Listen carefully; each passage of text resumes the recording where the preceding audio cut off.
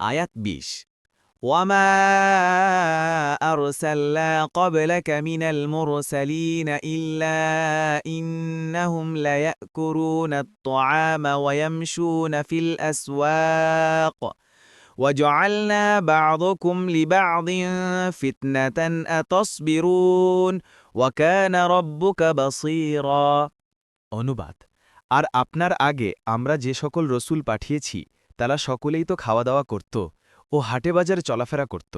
১ এবং হে মানুষ আমরা তোমাদের এককে অন্যের জন্য পরীক্ষা স্বরূপ করেছি তোমরা ধৈর্য ধারণ করবে কি আর আপনার রব তো সর্বদ্রষ্টা তাফসির ১ নং ফুটনোটের বিবরণ কাফিরদের দ্বিতীয় কথা ছিল এই যে তিনি নবী হলে সাধারণ মানুষের মতো পানাহার করতেন না এবং জীবিকা উপার্জনের জন্য হাটে বাজারে চলাফেরা করতেন না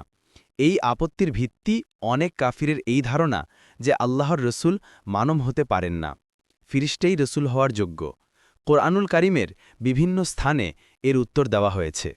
আলোচ্য আয়াতে এই উত্তর দেওয়া হয়েছে যে যেসব নবীকে তোমরা নবী ও রসুল বলে স্বীকার করো তারাও তো মানুষই ছিলেন তারা মানুষের মতো পানাহার করতেন এবং হাটে বাজারে চলাফেরা করতেন